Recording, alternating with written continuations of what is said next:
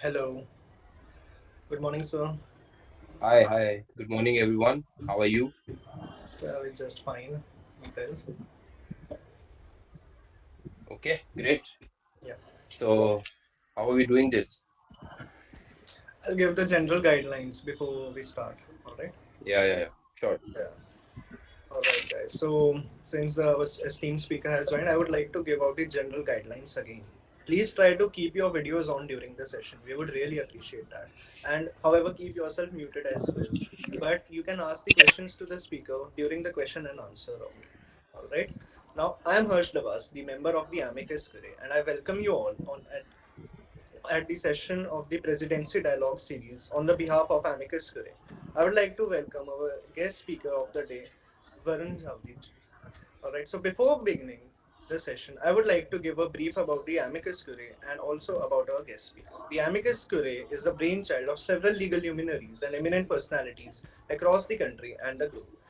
The Amicus Curiae is a dream online platform which aims at proliferating legal knowledge and providing an ingenious understanding of the cognizance of various fields of law to make sure that legal knowledge and experience penetrates to every nook and corner of the ever-growing legal fraternity. Through ambitious and studious legal brains across the country, the Amicus Curiae aims at providing valuable contribution to the contemporary legal issues, along with the development of the omnipresent field of law to the masses. We are also registered under the Indian Partnership Act of 1932 and the Ministry of MSME, Government of India, and are also an ISO 9001:2015 organization. The Amicus Curiae is presently the eighth largest legal website in India, and we are connected to more than 20,000 law students from across 80 plus law schools in India. Now, I would like to give a brief bio of our esteemed guest as well. Shri Varunji is an entrepreneur spearheading a fashion tech startup that is Hopnow. He also extends health tech and finance consultancy with specialization in foreign investment in India.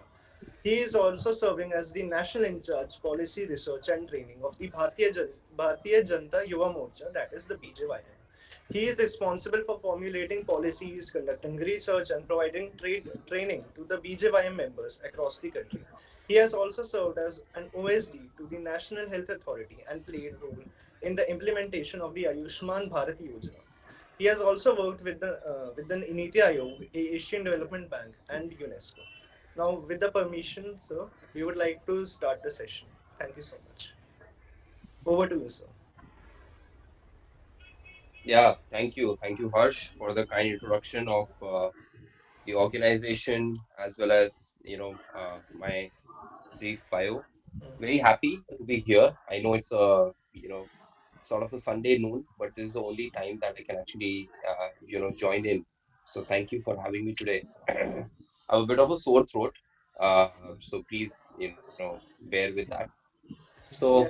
uh, the topic that is there today, of course, it focuses on healthcare, uh, and that too, a healthcare which is a bit more India centric. So, I was thinking what we can do is that, we'll of course focus on healthcare, but at the same time also take some of the other aspects and, different strands of development which are out here in the country, as well as, we'll try to connect it with the larger picture.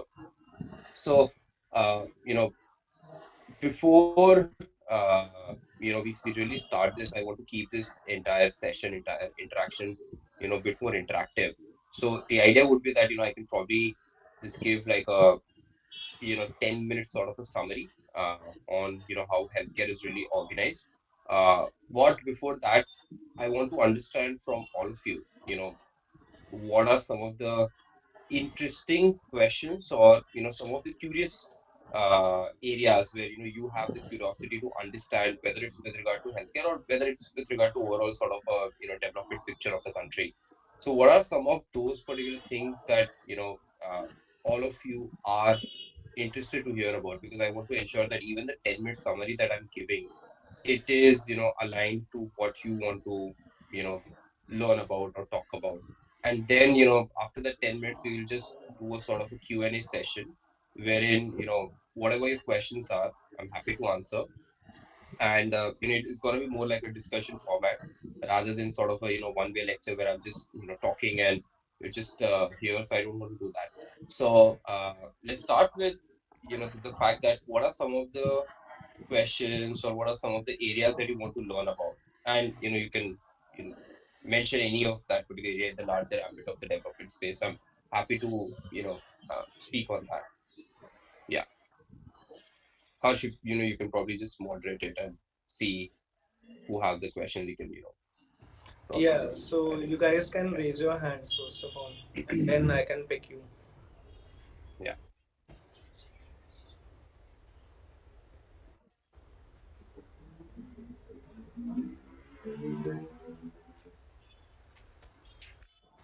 You guys can raise your hands or like, and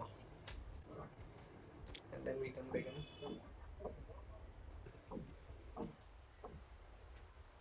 Generally, it is always, the first uh, speaker, which is always, sort of there's an inertia. After that, there is, no longer an inertia. If any one of you have a question, you can, probably speak about that. If you don't have a question, then, I can just give like a larger ambit of how healthcare is really organized in the country. Also, the students who have joined here, yeah, you have joined here. Do you want to hear things from a more of a legal perspective, or from more of a policy perspective, or from a more of a business perspective? Because that's the intersection that I particularly work on. So I'm happy to answer that. Yeah, yeah. I think there's someone who has a Yeah, question. Yeah. Anupriya has raised her hand. You can speak, Anupriya, now. Good morning, sir, and good morning, all the members. Thank you so much for joining the session. So, we would want to look from all the aspects possible to have a more clearer and practical approach. My question is, what is the role of World Health Organization or similar organizations when it comes to such collaborations, global collaborations? Yeah. Okay. Good question. Thank you.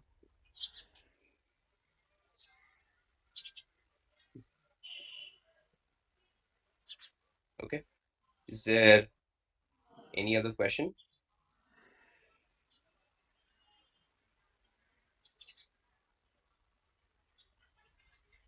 Yes, sir. So, and also, what is the role of private stakeholders of India? So, when the government of India comes up with any such global collaboration, how do they coordinate with the private stakeholders in the country? Hmm. Got it. Okay.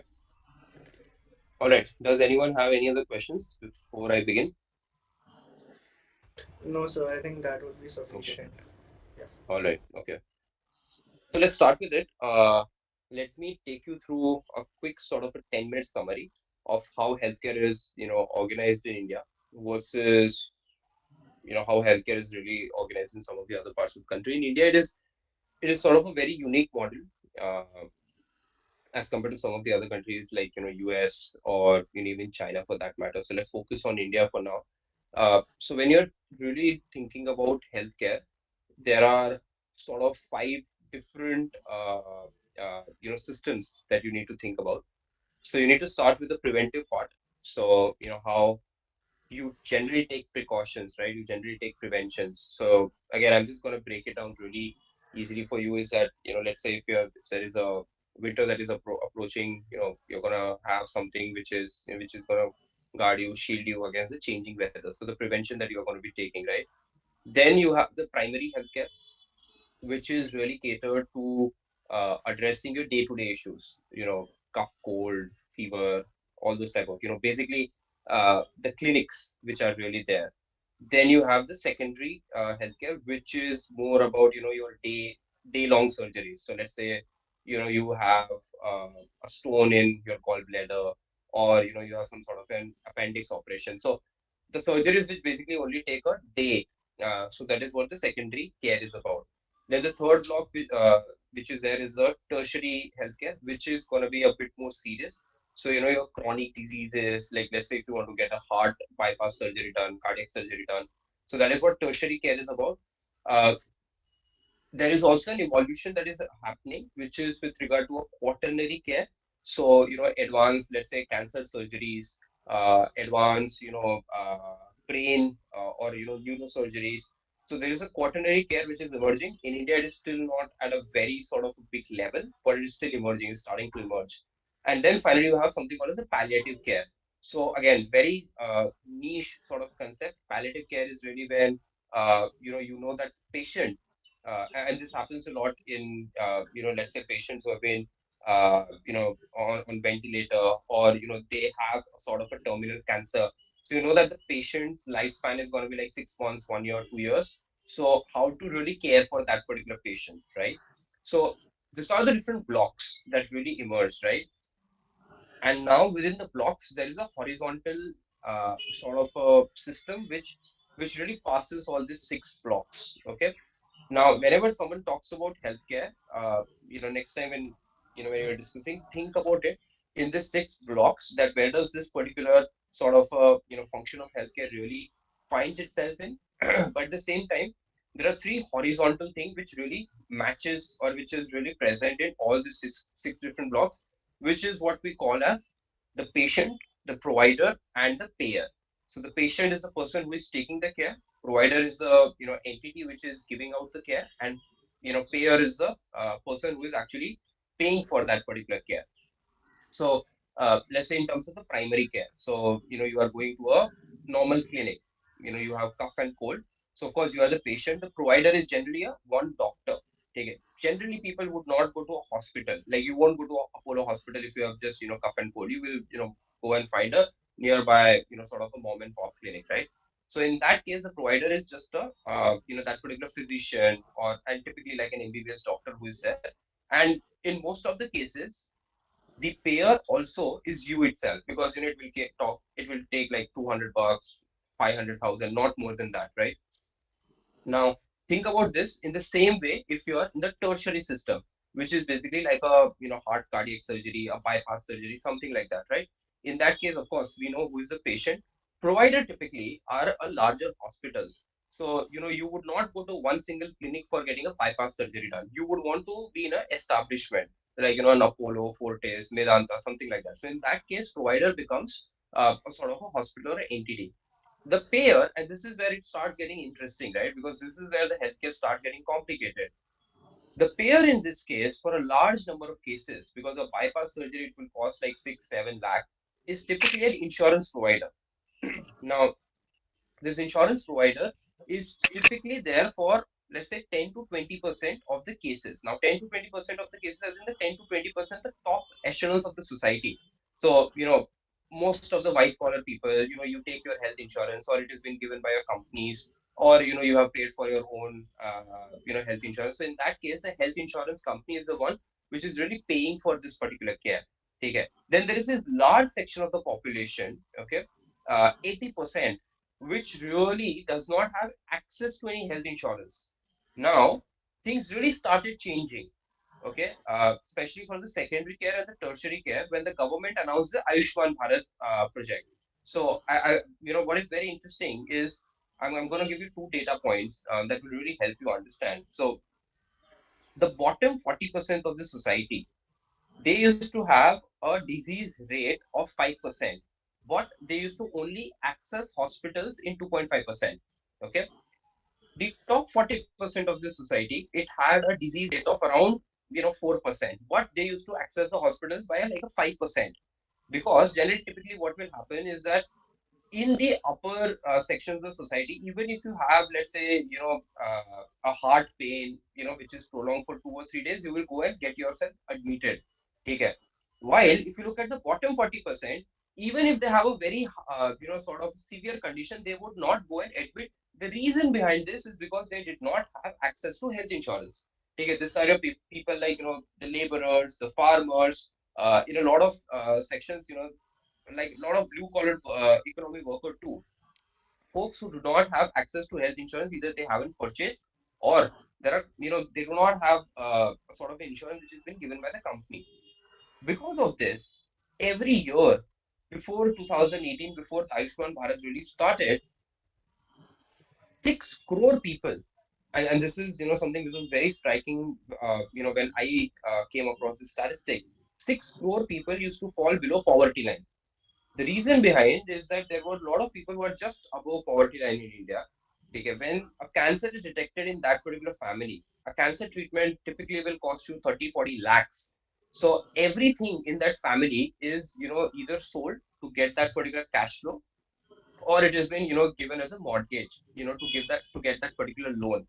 Because of this, the entire family, so even if, let's say, the mother, father, wife, husband, brother, sister, whoever it is, gets a cancer or gets a sort of a severe disease which requires a payment of tune of 20 to 30 lakhs, the entire family gets impacted.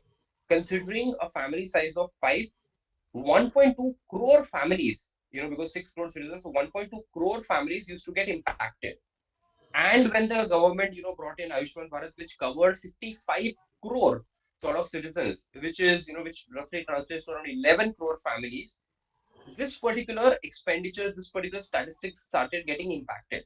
So in the last, 4 years that Ayushman Bharat has really worked, I'm pretty happy to share that, 4 crore citizens have got this type of treatment.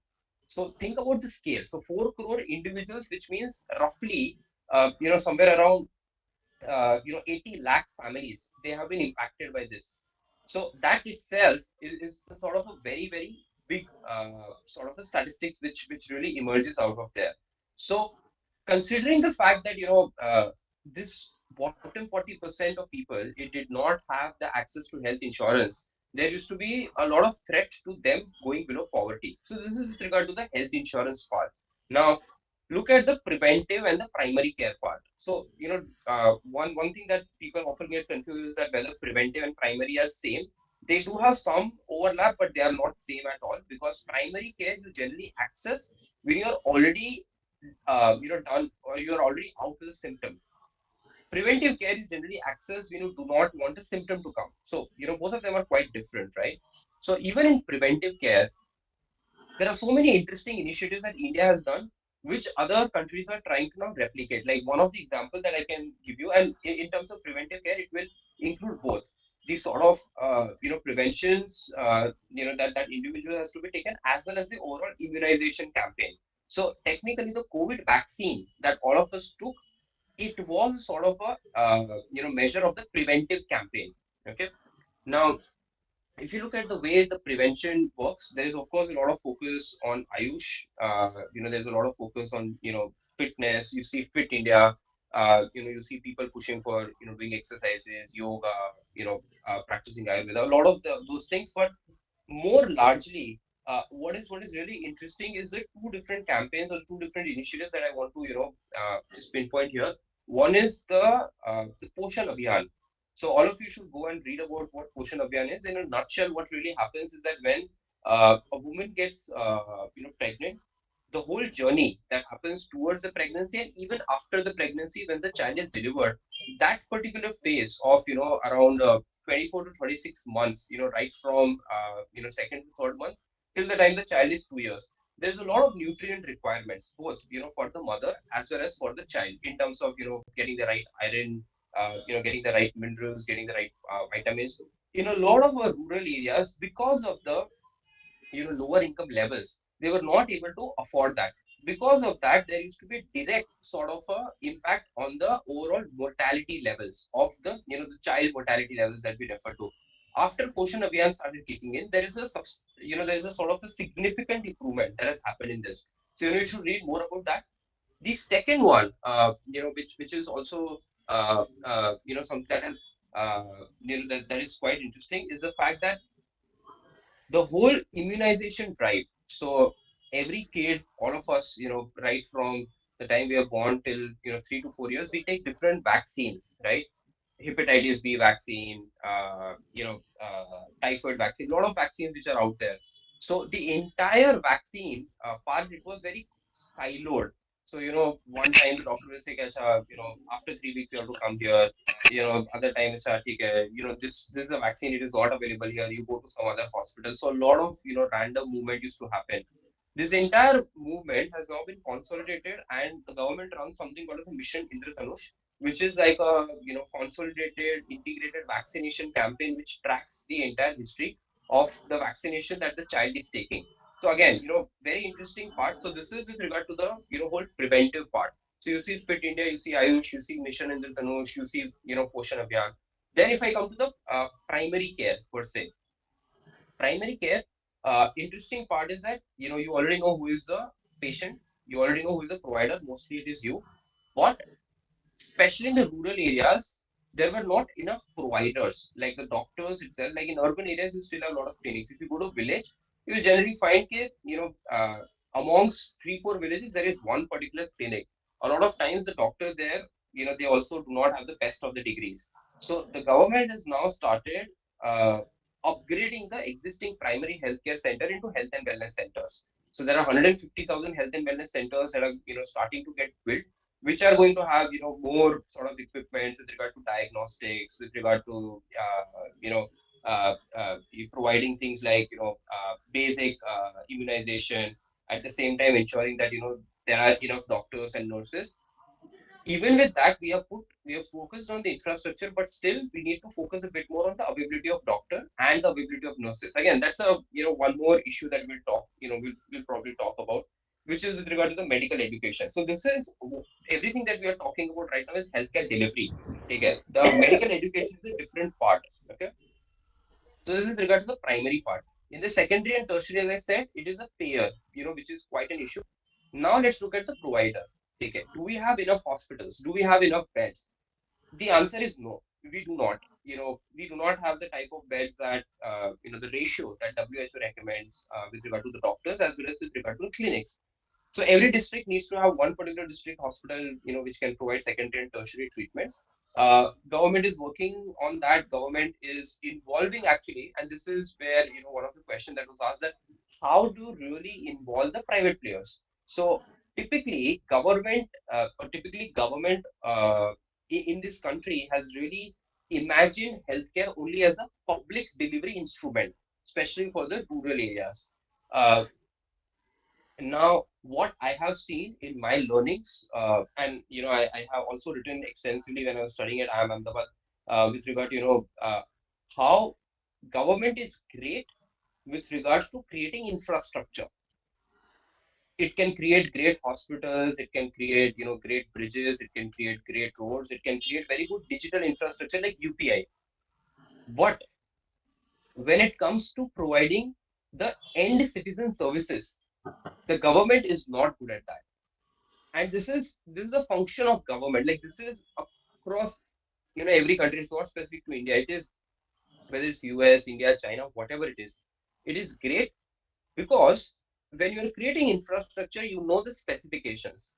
The government is great, the government is great in giving specification. I want a road which is, this width, this particular material. I want a digital infrastructure, we should do this. But when there is customization which is required, which is your end mile citizen services, like, I will give a sort of a simple example. All of you will be using UPI, but you will be using a Google Pay or a Phone Pay or a Paytm. There will be very few of you which will be actually using Beam. The reason behind that is, when you look at the citizen services, you want an experience. So similarly, government is not great in creating experiences. It is great at creating infrastructure. So what I'm seeing is sort of a shift in the last, 7, 8 years, is the fact that government has started understanding that I should play to my strengths. I should build infrastructure, and then can I try getting some of the private players, who will either help me build the infrastructure for the new hospitals, or the existing hospitals which are out there, which do not have the best administration, which do not have the best doctors, which do not have the best services. Can I ask a private player to come and he can probably run that particular show? So very similar to what happens in a highway, that, a government says that, hey, I want to construct this highway, let's say from Bangalore to Mysore. A private player comes, he makes the entire highway, the government, pays him something, and then the rest of the money he collects from the toll. So similarly, the role of the private player in India is going to increase by a huge multiple, in terms of that a private player can now start coming, he can build for an existing infrastructure and be the service provider, which itself is a very interesting model. Some of the countries, they have done it successfully. It is a challenge. There is no particular fixed template. We have been working on this for, quite some time, but I think this is going to be very interesting. So secondary and tertiary, the the role is that, we talked about the patient. I talked about the payer in terms of the health insurance, Ayushman Bharat, which is out there, and the provider with regard to how the private players can start coming into this particular fold. The final thing that I want to speak before I take a break and I can open up for questions is with regard to the palliative care. So the palliative care largely uh, is a sort of a like it's still thought as a luxury that in terms of that acha, theek hai, this patient is not going to survive. So there are not enough players which are actually focusing on palliative care. The demand is coming a lot from the urban centers. There is very less demand that is coming from rural centers, primarily because they do not have that economical resources to afford the care. But in terms of the palliative care, it is also a very important strand because there you can actually integrate a lot of mental health. Because think about this: a patient already knows that he has very few months to live. So how to make the most out of that particular time? How to give him that particular comfort? How to ensure that the mental health is getting improved of that particular patient, and he's prepared, the family is prepared. So a lot of sort of some of the government hospitals, they have started building a ward for palliative care, but it is not enough at all, especially because if you look at the way the disease burden has shaped in India, it is very interesting. And again, any of you who is interested in things like healthcare consulting, you should actually look at it. From 1940s to let's say 1990s or late 1990s, most of the deaths in India used to happen because of the communicable diseases like malaria, uh, chikungunya, dengue, all those type of things. From 1990s to now, that burden has started shifting towards NCDs, which means that now you have heart diseases, you have cancers, all those type of non-communicable diseases. The reason for this is that it's very simple, right? Every country experiences this. Even in some of the countries of Africa, because of the lack of sanitation, the lack of proper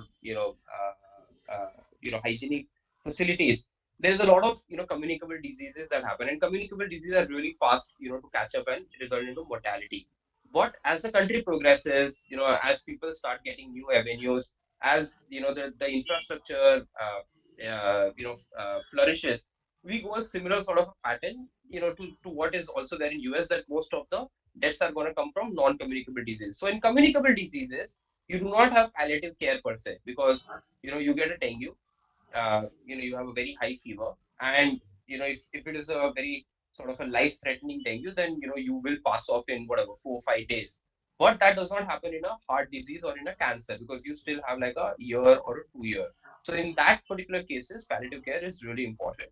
Now, this entire blocks of different sort of of healthcare: preventive, primary, secondary, tertiary, quaternary, and palliative. In all this, different blocks which are there, there is also a lot of integration that happens of mental health at every stage.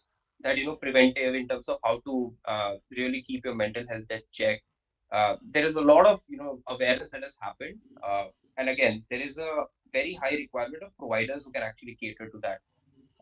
But at the same time, as there was one particular question that was asked with regard to WHO. So India works with a lot of partners, whether it's WHO, World Bank, Asian Development Bank, all of different partners which are there, which typically provides a lot of technical expertise in strategizing programs. So let's say I want to roll out a the Poshan Abhiyan. So, I will talk with some of the experts of WHO, understand what some of the other countries have done, try to understand the best practices, try to understand what are some of the clinical requirements of rolling out this particular program. So that is where a lot of this particular partners come and work with government as technical partners. With World Bank and ADB, we provide technical expertise. I say we because I used to work with ADB. So, we provide technical expertise, but at the same time, both the banks, they also provide some sort of a fund. So there is some sort of a grant or there is some sort of a debt which is provided to actually implement this program. So the banks will give out 1,000 or 2,000 or even a higher amount loan to the country to actually implement this program. So that is where the role of different partners come out. There are also a lot of big universities like Johns Hopkins, Harvard, that the government collaborating, but a lot of Indian ones, Indian Institute of Health, a lot of interesting organizations. So again, this is just a sort of a snapshot of how healthcare in India is organized. I think I took a bit more time. I think I took like around 20 minutes to put this out. But healthcare in India is very unique, and I hope that this probably gave you a sort of a very broad view of what is happening in the country and where we are heading towards. So yeah, happy to take questions on this or on any particular related theme.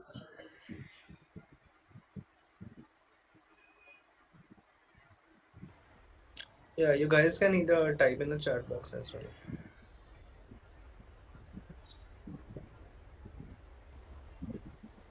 In the meantime, sir, a few questions had been sent to me, and I would like to ask them first now. Yeah, sure. What are the better ways of spreading awareness, especially in the rural India? Because there are so many more Hmm. challenges regarding the technology, Hmm. the poverty. So what could be like the Yeah, yeah. Uh, See, there are traditional ways which are all already there, like your normal radios and your normal newspaper advertisements. You putting awareness material at a primary healthcare center, at a district hospital. All those things are there. But I think one particular segue that is emerging and that is spreading extensively because of the fact that now there are 70% of the country is digitized and having some sort of a smartphone in the family, and we have a huge digital connectivity, is I would love to see some of the interesting rural influencers working on this theme. Like there are so many different sort of government policies. There are influencers who keep doing so many different things, finance influencers, fashion influencers, a lot of things. I would love to see if the country, and especially the rural belt or the semi rural belt, if we can get a huge number of influencers there who are just going to be talk about what are the different policies of healthcare, for which have been launched by the government in healthcare, in agriculture, in infrastructure, in housing. Through interesting sort of videos, through interesting songs. I think that can be a very novel way. The government is trying, but again, as I said, government is great in terms of making infrastructure. If you ask a government person to sit with an influencer and co-think about making a reel, the government is not going to be able to do that. So I think this is something that I would love to see, that how to really harness and leverage the power of social media, and that too very creatively, in ramping up the whole awareness part. Other than that, there are already traditional ways that are put in place. All right, so I understand. Yeah. Yeah, next is Jhaveri, and she's asking why India doesn't have enough beds or sufficient oxygen cylinders during COVID, despite of having Yeah, sufficient funds. yeah, Is it correct. because lack of effective infrastructure? Yeah. So COVID, as such, is a very it was a very black swan event. It was not possible for any country really to be prepared at that particular level, at the way the speed exponentially ramped up. So in the first wave we did fairly okay. In the second wave is when the country really got extremely pressurized. Yeah. So if you look at the COVID scenario, there are a lot of things that happened in parallel, from the government side, and even from a different stakeholders, whether it's NGOs or civil society. So a lot of efforts were put in place. Uh, if we particularly look at the beds part, typically we have, even if you look at right now, the existing bed ratio that we have to patient, that is not enough. Okay. Now there's a bigger sort of a reason for this, is that it's not because government cannot afford putting more beds. The issue that really happens is that we typically do not have that many number of doctors who can cater to that many number of beds. Now again, so I'm going to go back to this. So then the question is that why do we not have that enough number of doctors? We do not have enough number of doctors because we do not have enough number of medical seats. Okay. Why don't we have enough number of medical seats? Because we don't have enough number of medical colleges infrastructure. Okay, so why don't we have that? Because we don't have enough number of teachers. So why don't we have enough number of teachers? Because getting number of teachers is a historical figure. It is not something that I can make someone a medical teacher in a time period of 1 year. It is not something that I can really train them on, let's say, on an academy or in Byju's and give them a 6 month course and they will be ready to become a teacher. It is not how it works, right? So Historically, if you look at from 1950s to even 2010s, the way the medical seats they were ramped up, it was done on a very, very small pace. So if you do not have enough medical seats, you are not going to get enough medical doctors. If you're not going to get enough medical doctors, you're not even going to get enough medical teachers, because we need to understand that the medical teachers are first, they are the medical doctors. They are not a different sort of a stream of people. So it is the same seat that a doctor is taking that a teacher is also going to take. So the reason for not having beds is also highly correlated with the number of doctors which are there. With regard to the COVID, especially with regard to the oxygen and ventilators and all, again it's a sort of a function, because you need to understand that everything happened within a time frame of 1.5 month. So getting the mask, getting the vaccine, getting the oxygen cylinder. So typically, if I'm, let's say, if I'm running a particular country, I will have a budget of, let's say, having my capacity ramped up by 150%. Okay, I would not budget it more than that. And that is what any particular planner will do, because if I am putting out my money on a particular resource which is higher, that means I'm reducing it from some other particular resource, and I cannot do that, right? So it was a sort of an outlier event which really happened during the COVID. I think the way healthcare is organized right now, it is a sort of a state subject.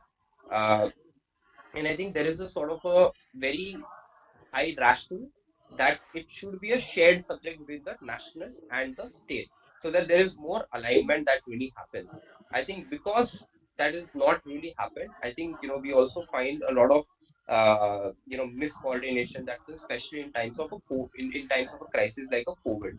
So I think that is one particular reason that I feel that we need to get more doctors, we need to get more medical seats. But I am also happy to see that in the last 7 or 8 years, the number of medical seats, let's say if they were 100, within 7 or 8 years, they have now been increased 2x times to 200. So even if you look at the number of aims, right, the number of aims which are around 5 or 6, now there are some 16, 17 aims. So every particular development that happens, it has a functional bearing on the history. But what we do now, we will see the effects of that 15, 20 years down the line. That what India did today, that particular impact will come 10, 15, 20 years down the line. Yeah. Yeah, thank you, sir. And there is another question from Adli Akrar Khan. There is a long-held cliche that if we invest more in the healthcare in India, as in the budget, the condition of healthcare Hmm. services and the ability to tackle the endemic diseases will improve on its own. He asked whether, to what extent is Yeah, no. So healthcare as a percentage of a GDP. So again, as I said, uh, we need to understand that India does around somewhere around 2.5, 2.2 to 2.5% expenditure of the GDP. I hope I'm not wrong with that number, but that it is in the tune of that. We need to understand that this is just the allocation by the center. Then it is also the states which are allocating to the healthcare, because healthcare is a state subject. So center is putting money for the central schemes, which is assisting the states, but then states are also putting out money.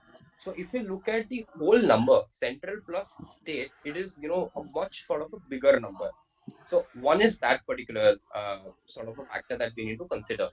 The second is that, of course, we need to start putting more investment. But one thing that I've been saying for a long time is that it is not only about the quantum of investment, but it is more to do with what is the value that you are actually deriving from an investment. I will give an example, right? Let's say you have 100 rupees. Okay, 100 rupees that you put on SIP, you will get a 12% return. 100 rupees that you put on, let's say, a fixed deposit, you will get a, 5.5, 6, whatever, 6.5% return. Okay. So it also depends on how effectively are you using your money. There are a lot of states that are doing well, they are deriving the value of whatever budget that they are putting. There are also a lot of states which are not able to. Like, I will give an example.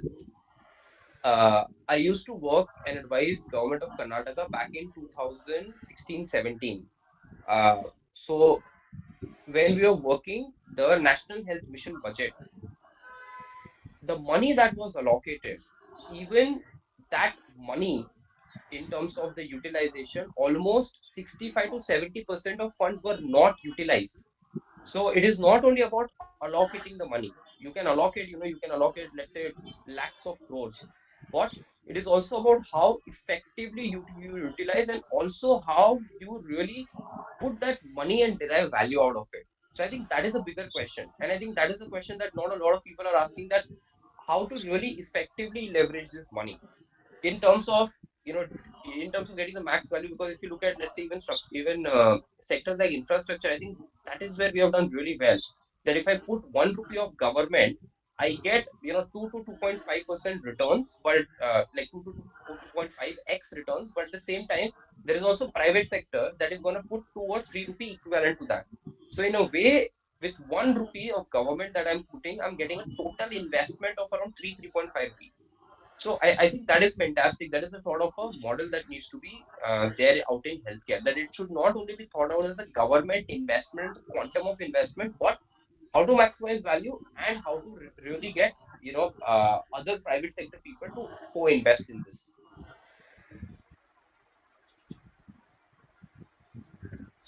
All right. Yeah.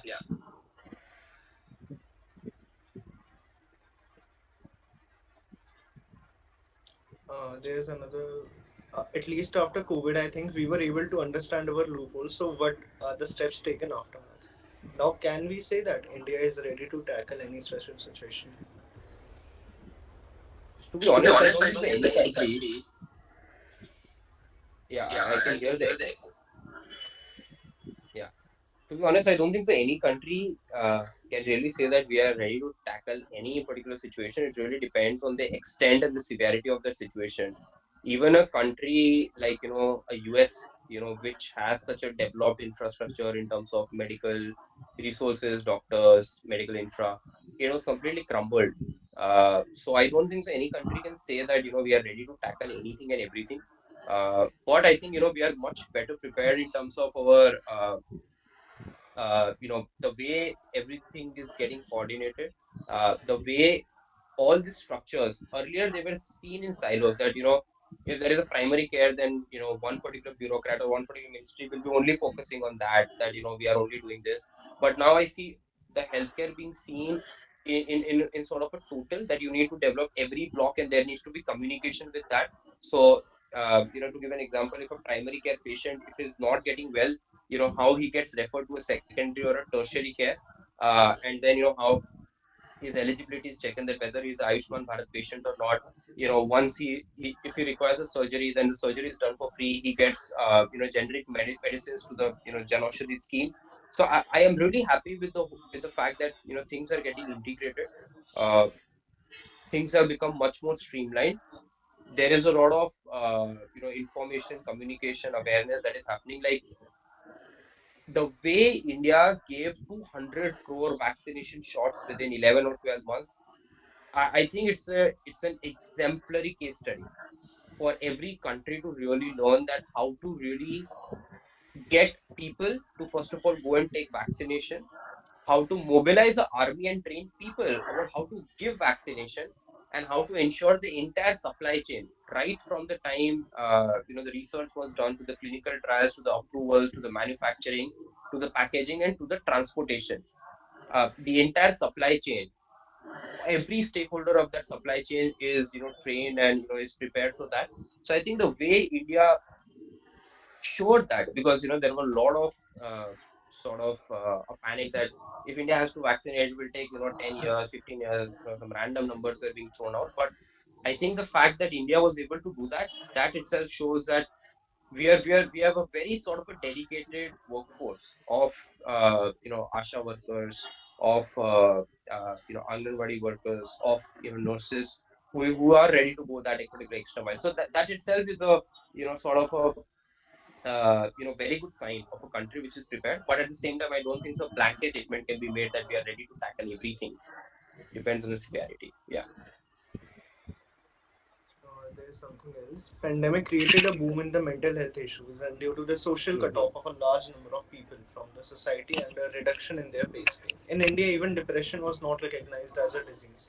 due to it being a non-traditional health condition. So the question is, has the government recognized this new health situation and invested for the same?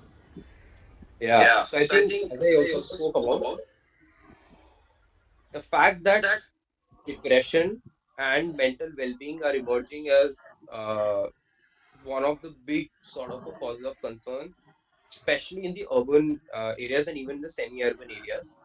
I recently saw that government is now setting up mental health well-being facilities or some sort of an infrastructure in all primary health centers across the country. So there are going to be psychologists who are going to be mapped to every particular primary health center. So anyone who is going out there having a problem with the mental health well-being, they can counsel them. But more importantly, the government has also started and along with that, I know a lot of states have also started a national mental health helpline, which can where people can call about they can they can speak about their particular issues and they can get guidance from different counselors at the also at the other thing that is something which is I think is important is the fact that there's a lot of focus which has been given to yoga. So yoga itself as an instrument helps in a sort of a better mental health well-being. But I still feel that we have just started scratching the surface. There is a lot more that can be done, and I think it is important that this type of measures are scaled and along with that the states are also empowered to start working in this particular direction. Also a lot of startups are coming in this space, so it would be interesting to see how their offerings can be mainstreamed. Yeah. Yeah, and there is another question from Srijita Das. Do you believe India is Mhm. progressing towards obtaining universal healthcare coverage with its initiative and policies, or do hurdles still exist? Oh, yeah, that's a good question. So 50% of the people, which are covered through Ayushman Bharat, they are, they're covered with the secondary and tertiary, and even primary is, free for them in the health and wellness center. So this is a 50% which is there. The top 10 to 15%, they have private health insurance.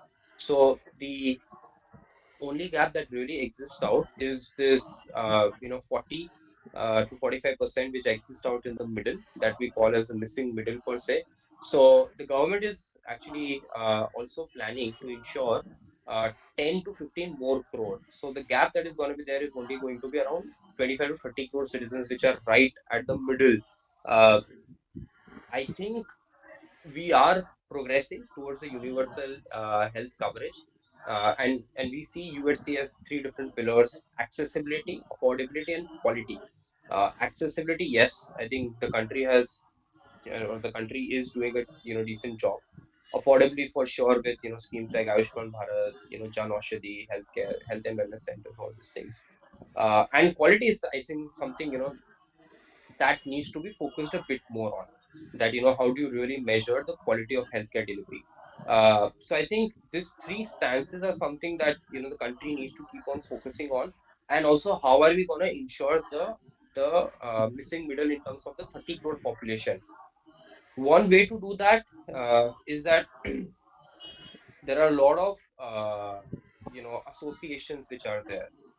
Let's say if you are working in like let's say if you're working as a street vendor, there is a national street vendor association. If you're working in XYZ industry, there is a association. So can the government work with different association to launch association wide insurance coverage to cover these people? Because if you can go and do it at a macro scale, the premium would be much lower for the people or for the association. So I think there are different innovative ideas. Government can also come with a co-payment model wherein government is paying some premium and people or some other entity is paying that particular premium. But I feel that in the next 7 to 8 years, we will see a huge number of population who will actually get access to that type of health insurance cover. And then, I think we would be right at the footstep of, something like a UHC. Alright, sir, there is another question. Good afternoon, sir. Hmm. Shashti this side. It was a great session. My question is, what according to you are the changes to be made in the Indian healthcare system or changes to be made where it lacks pain. For example, in the field of women's sanitary requirements and the problems that girls and women face, like being anemic, and what's in your opinion that is menstrual leave important rather than upgrading people on it? I think that must be degrading people on it and declaring taboo on this issue. In the field of women, I'm just reading it because I lost your voice.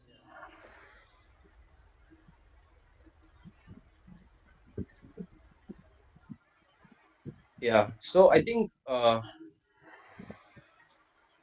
what I see is the fact that the menstruation as a topic has started becoming a mainstreaming topic, something that people now feel comfortable discussing, and I'm really happy and glad about that. The government has also done a lot in terms of mainstreaming the topic. Every time you go and see a movie, you do get that particular ad on menstruation, wherein Akshay Kumar is coming and talking about that. So in a way, sometimes we feel that we already know this, right? But when think about the people which are there in the rural and the semi-rural areas, for them, someone who is influential is talking about it, that shows that okay, this is something which is acceptable. The second thing is that the cost of sanitary pad has been put to only rupee 1, which I think gives a infinitely increased access, to buying the sanitary pads. Because on an average, you are then just spending around 4 to 5 rupee per month on sanitary pad, which is, almost even lesser than a cost of a Parle-G biscuit. So with the integration of the whole Swachh Bharat and the whole menstruation part, I do see that things have become much better. Of course, in every particular area there is a scope of improvement. That is how every sector functions. So I do think that there is a scope of improvement here also in terms of the menstrual leave discussion and debate.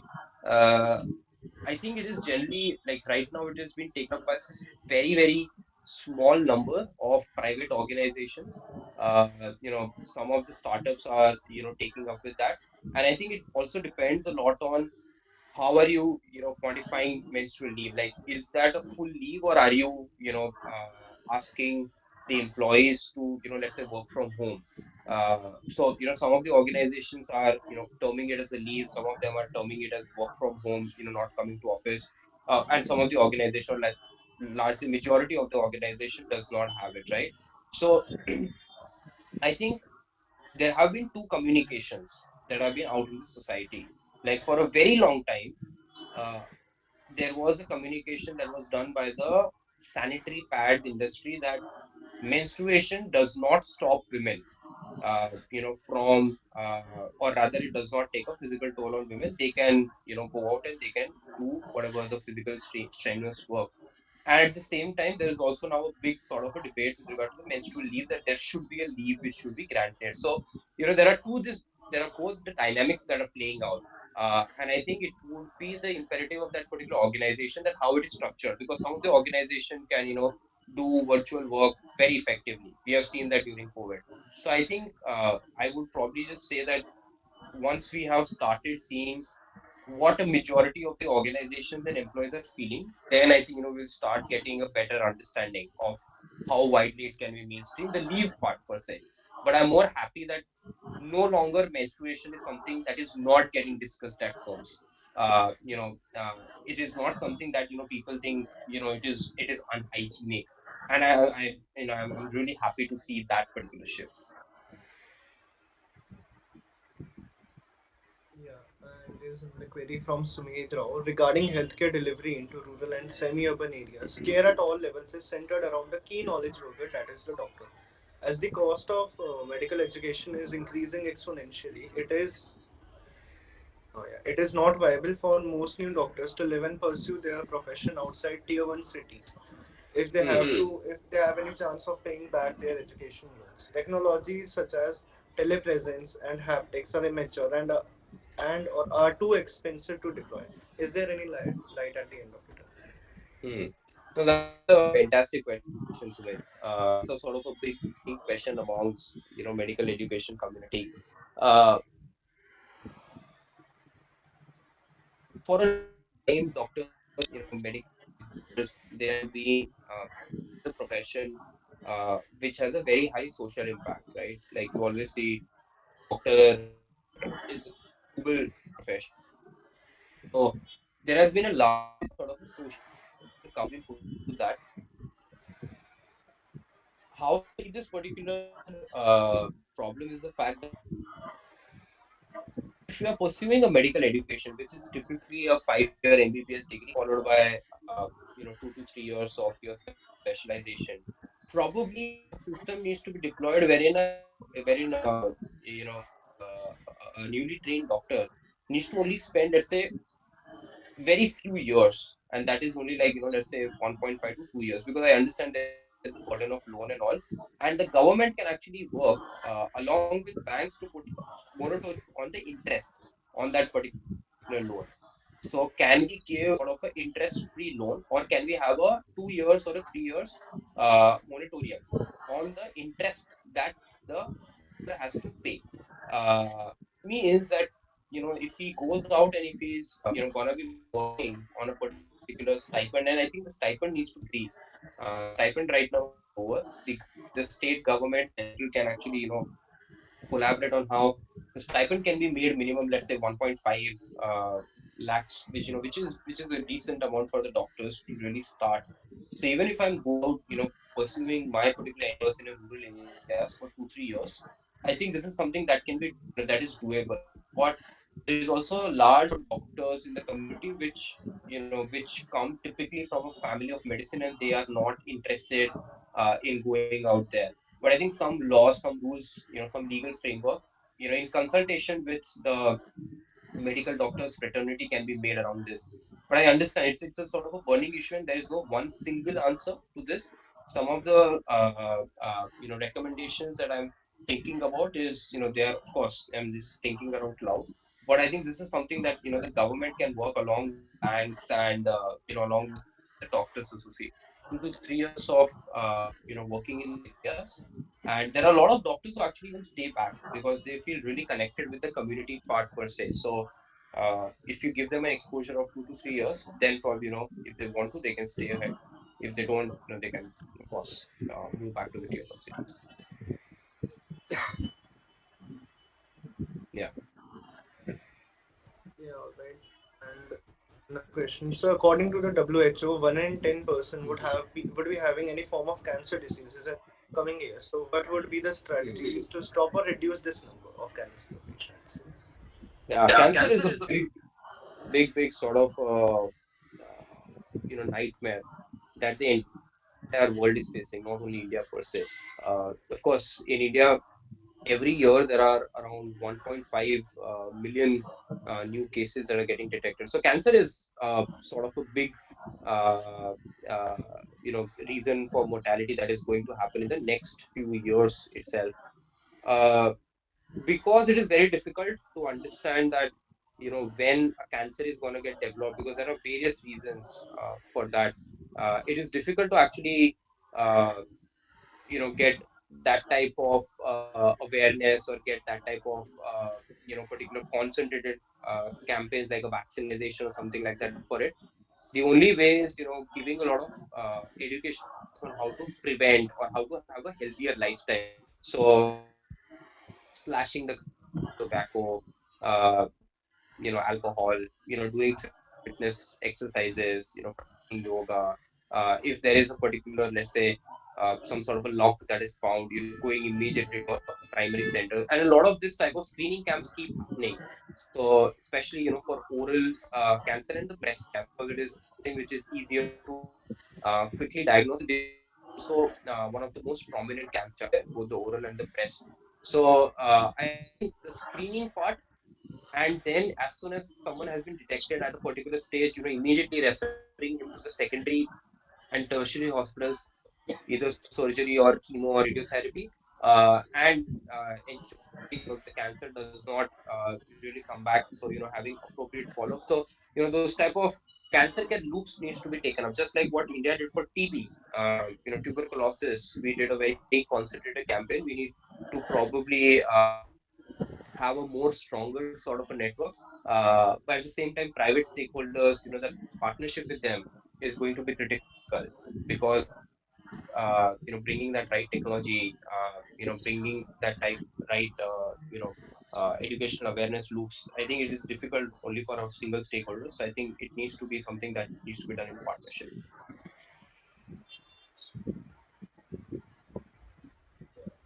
All right, so there is another question which I need to ask you, that when it comes to global collaboration, how do countries settle a balanced ground of rules and regulations unanimously, as all the countries have different codes of conduct and mindsets to follow? Hmm. So as such, healthcare, well, there are different global collaboration that happens on best practices, exchanging research, doing a trade of medical devices, medical instruments, all those type of things. But every particular country makes its own set of rules in healthcare delivery, quality standards, even medical devices. One aspect that India is working is that till now there are only two sets of regulation that really happens in most of the devices and instruments. One is FDA, which is linked to all the devices that get it, and that is a US based. And second is C, which is a European standard. So India is coming out with own set of standards that any particular medical devices, or any particular, let's say even a medical uh, app, it needs to get that particular clearance. So India is making its own set of standards. Again, trying to uh, map out, how it will map out with the, or how it will link with the FDA and CE standards. So there is some sort of a global cooperation there, but typically the global cooperation happens more in terms of the research exchange, best practice, and all. It is not a lot of that we are directly replicating the rules of one particular country, because the way healthcare systems are organized are very different. Like in US, healthcare is extremely expensive. Their pharmacies, if you look at it, there are tablets which cost $400 one shot. In India, that is not there because we still have caps, we have ceilings. If you want to put out a heart stent, the maximum ceiling that you can put is about $1,000, which leads to affordability of healthcare.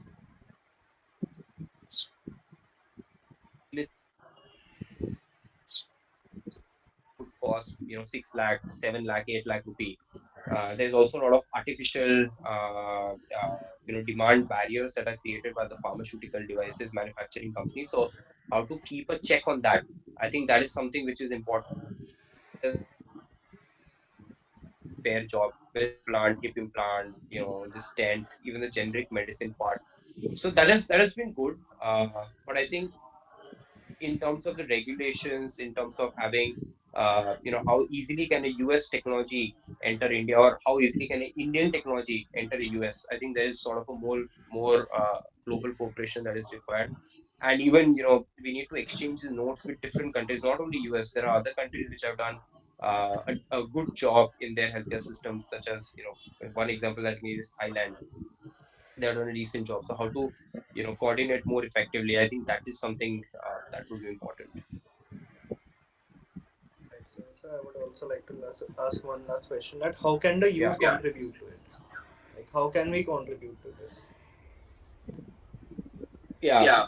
Youth in this country has a power.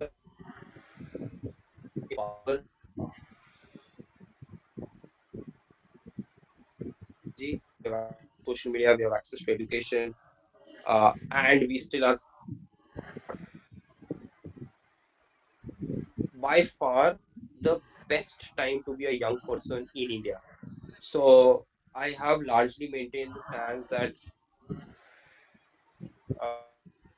happens, what is happening in US, what is happening in Europe, instability in China, a lot of inflationary pressure in US.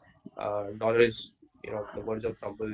Europe, again, the market has built a slowdown. So I think the best time, or rather, India is going to have its best time, and even in India, the best time is going to be for young people. So typically, you are at at a great sort of a hot spot now. When you look at young people and healthcare, there are so many different avenues. Like, it's very difficult to bring around all, but regardless of whichever occupation you go, you can keep contributing to the healthcare. So even, there are direct occupation, some of you, will be becoming, let's say, even healthcare. I don't know if, there are people who are in their 11th or 12th grade here, but if there are, they would directly be becoming doctors, but there are also people who would, let's say, becoming consultants, healthcare administrators, hospital administrators, going and joining big pharmacy companies, going and joining big healthcare insurance companies, healthcare insurance startups. So all this is a healthcare insurance, all this is a healthcare ecosystem, and every particular stakeholder, it contributes in a different way, but it has a significant impact on the overall healthcare ecosystem. So as young people, of course, you can go and do a lot of awareness. You can, build a sort of a side NGO which is, promoting and, making people aware about different parts of the healthcare. India has the presidency this year of G20. So one of the theme that we have in Y20 is with regard to the digital health and well-being. So you can contribute to that particular track. You can write on it. You can study more on this. You can give your commentary with regard to, what are some of the interesting areas that are going to come within the country. You can also look at the very, very interesting intersection of technology, healthcare, and policy. That is one particular intersection that I keep looking at. That how is, the new technology impacting. The government has also launched the whole Ayushman Bharat Digital Mission, which is just like how we have UPI for fintech. It is going to be a sort of a common public digital infrastructure for healthcare, where you get a unique health ID. There is going to be digitizing of health records. You can easily find the nearest hospitals, doctors, take appointments, schedule. So a lot of, an entire tech ecosystem is coming. And I think for that to really take off, it is the young people who needs to become the advocate. Like even for UPI, the early adopters have been young people. So even for that, the early adopters needs to be young folks. So I think there are a lot of avenues, and because healthcare is one particular sector that directly relates with us in terms of the human, physical and mental well-being, everything that that happens in healthcare indirectly affects us. The medicine became expensive, it is going to affect us. There are more hospitals, it is going to affect us. The insurance providers, they have increased their cover, that is going to impact us. So everything that happens, healthcare is one sector that anything that rather happens is going to affect us directly or indirectly. And it should also be a reverse bridge, that whatever you do, how you can contribute positively to the whole sector of healthcare. So I think that is how I see this. That it's the most it is a sector that is most affected by our actions and vice versa. So there's another question in the chat box. The Supreme Court has said that denial of emergency medical care was a constitutional violation of right to life. We have seen recent protests of doctors from private sector against a law which mandates free emergency health care because they were wary of the funds. From where will the funds for the same would come? Now, if the government is aware of the fact that 80% of the healthcare sector is held by private entities, how are these policies framed? And how is the right to health perceived by the government? Denial, see, emergency medical care. I'm just reading the question, which is see, emergency medical care is generally addressed by the trauma department of any particular hospital, right? And it is very different from your normal daycare surgeries or like a bypass surgery that is more planned. Like a bypass is like you will need to come on Thursday, even at this particular hour, and surgery is done. Emergency is like a trauma medical care. The reason for that is that there are so many road accidents that happen. Like even in now, the highest number of deaths that really happen is because of the roadside accidents and all. So I think we really need to build or ramp up capacity in the trauma. There are big hospitals which are out there which already have that type of capacity. I don't think so. There is a big issue with regard to that. I think what really happens is that when a patient is gone, when a patient is given that particular facility in a trauma department of a private hospital, uh, then there needs to be some sort of a arrangement that if a patient is utilizing that particular private facility, who will pay for it.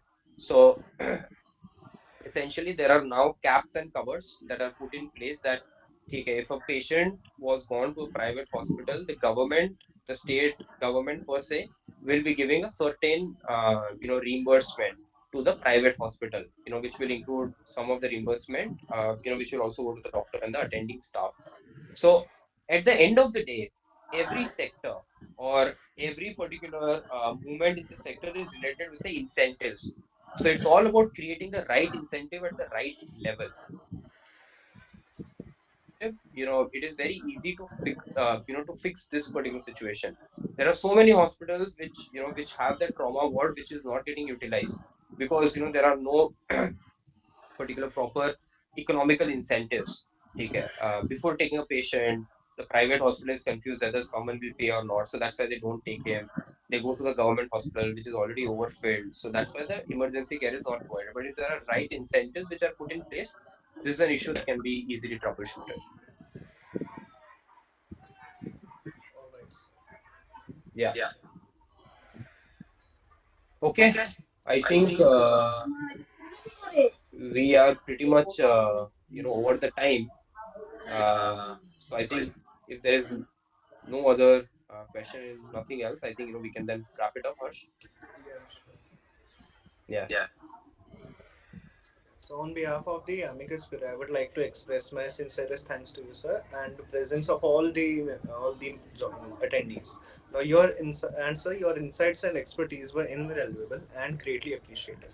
Your insight on the topic was engaging, informative, and thought-provoking. And I'm sure that everyone present here has learned a great deal from your experiences and perspective. I particularly appreciate the time you took to answer the questions, and your expertise on the topic was evident in the way you engaged the audience with your compelling analysis and solutions. So, we feel fortunate to have had the opportunity to hear from you on these issues. Once again, thank you for your time, insights, and passion. We are grateful for the opportunity to have had you as our guest speaker, and we hope to have the chance to work with you again in the future. Thank you so much, sir. Thank you, everyone. Such a lovely audience. Thank you.